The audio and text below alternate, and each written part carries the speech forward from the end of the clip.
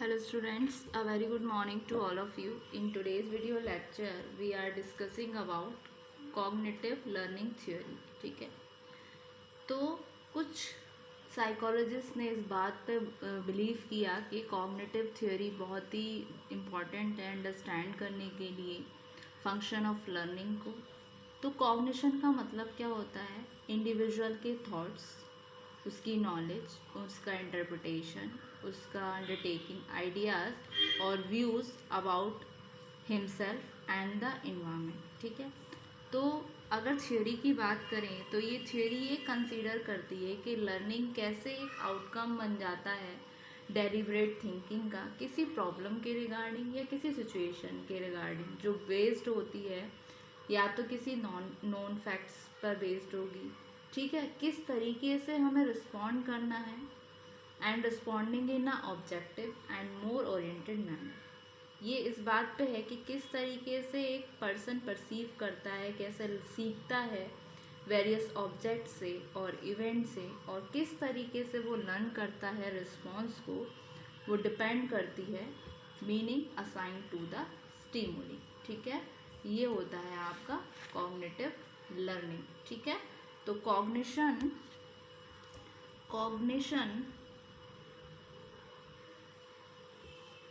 और cognitive means the individual thoughts, knowledge, interpretation,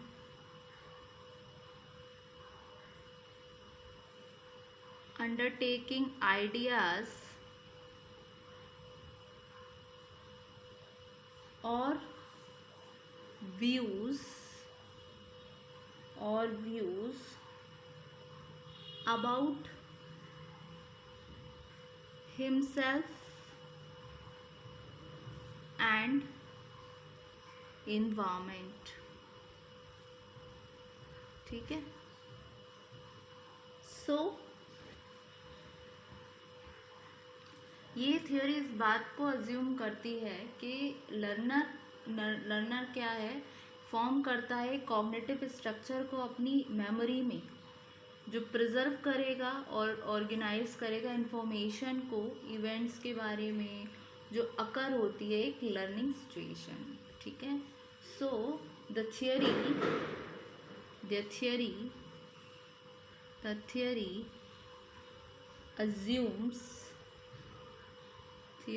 assumes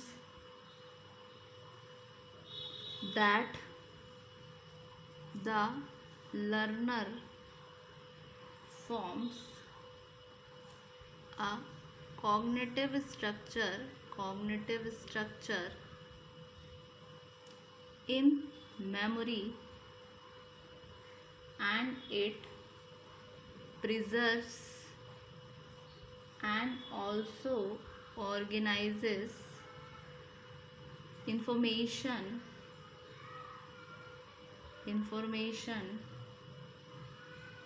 about the events that may occur in learning situation। ठीक है, सो हम ये बोल सकते हैं this theory considers learning as the outcome of deliberate thinking। मतलब ये क्या बोलती है, ये थ्योरी इस बात पे बोलती है कि जहाँ पर हम चीज़ों को सोचते हैं, किसी पॉइंट को लेके, किसी प्रॉब्लम को लेके या किसी सिचुएशन बेस पे जहाँ हम सोच रहे हैं, थिंक कर रहे हैं, तो वो आपकी क्या है, जो आउटकम निकल कर आया डेलिब्रेट थिंकिंग का on a problem various object के रिगार्डिंग, वो इसको कॉग्निटिव लर्निंग थ्योरी बोल रहे हैं कि हम कुछ सीख रहे हैं उन चीज़ों से। ठीक है, एक मोर ओरिएंटेड मैनर में। ठीक है, outcome of deliberate thinking on a problem on a problem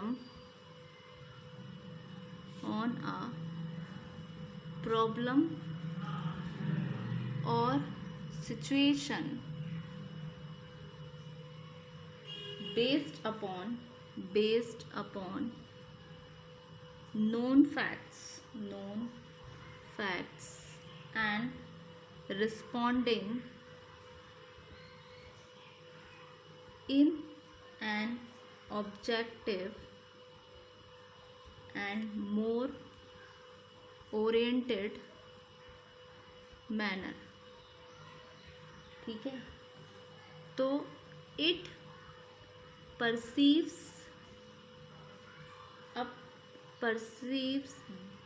that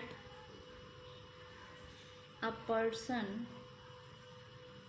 learns the meaning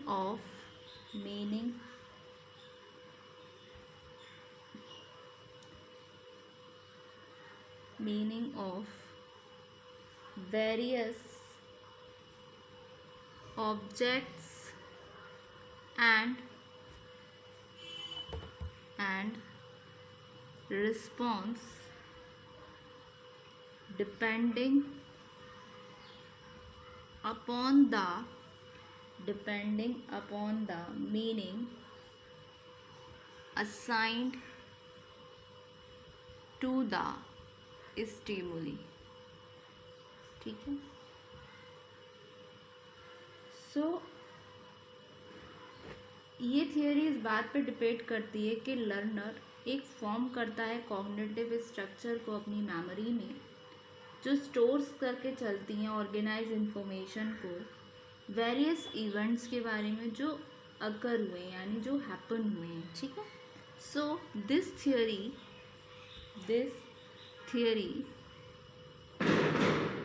debates that the learner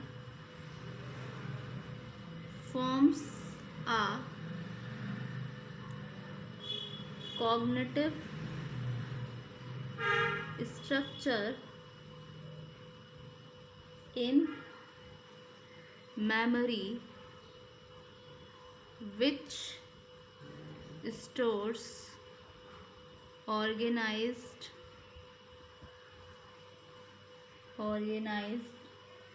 information about the various events that occurs. ठीक है, अगर लर्निंग और ओबी की बात करें, लर्निंग एंड ऑर्गेनाइजेशनल बिहेवियर की बात करें, तो देखते हैं हम ऑर्गेनाइजेशनल बिहेवियर. एक इंडिविजुअल किस तरीके से बिहेव कर रहा है एक ऑर्गेनाइजेशन में, ये किस पर डिपेंड करेगा, डायरेक्टली और इनडायरेक्टली अफेक्टेड करेगा उसके लर्निंग के बेसिस पर. ठीक है, जैसे कि एम्प्लॉय की क्या स्किल है, मैनेजर का क्या एटीट्यूड है, ये सारा उसको लर्न करना है. बिहेवियर इम्प्रूव किया जा सकता है कुछ लिस्टेड टिप्स के द्वारा, यानी कि हमें एब्सेंटिज्म को रिड्यूस करके रिवॉर्ड करना चाहिए एम्प्लॉयज़ को उसके फेयर अटेंडेंस के लिए. मतलब अभी हमने उसका मतलब अनुपस्थिति को रिड्यूस करके उसको रिवॉर्ड किया जाए, इम्प्रूव किया जाए एम्प्लॉय के डिसिप्लिन को, जैसे कि डील करके उसके एम्प्लॉय के अनडिज़ायरेबल बिहेवियर को. ठीक है, फिर डेवलप किए जाएं ट्रेनिंग प्रोग्राम, ये सारा कुछ. ठीक है, तो example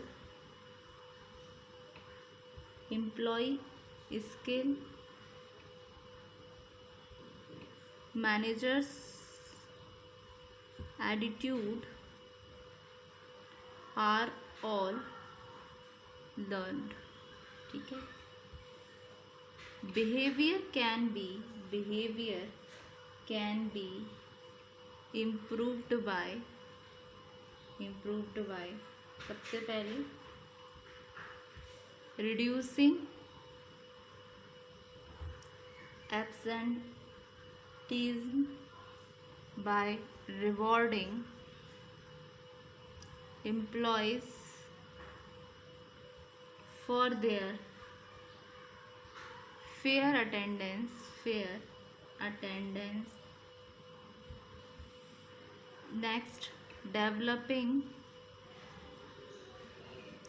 training program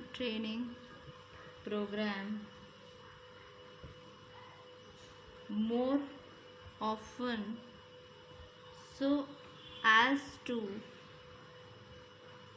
grab the trainees attention, मतलब इस तरीके से ट्रेनिंग प्रोग्राम को डेवलप किया जाए कि वो अटेंशन को ग्रैब कर सकें ट्रेनी के और प्रोवाइड कर सकें required motivational properties. Attentions provide required motivational properties. ठीक है. सो कॉग्निटिव थ्योरी ऑफ लर्निंग जो है वो डिफरेंट है आपकी, जो हमने प्रीवियस में थ्योरी पढ़ी थी दो, क्लासिकल कंडीशनिंग थ्योरी और आपका हमने पढ़ा था ऑपरेंट कंडीशनिंग थ्योरी, क्योंकि ये एम्फसाइज करता है आपकी इस प्रोसेस ऑफ लर्निंग पे कि हमारा कि जो इंडिविजुअल है वो अफेक्ट होता है बाहर के इन्वायरमेंट से भी.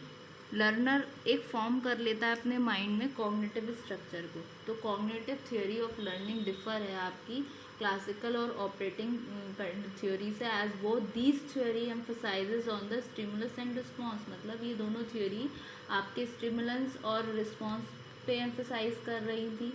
Association for the process of learning, जिसका एक लिटिल कॉन्ट्रीब्यूशन है ऑर्गेनिज्म, जबकि कॉग्निटिव थ्योरी जो है ज़्यादा इंपॉर्टेंस देती है रोल ऑफ ऑर्गेनिज्म पे कि क्या चीज़ों को रिसीव करना है, कैसे इंटरप्रेट करना है इस स्टिमुली को.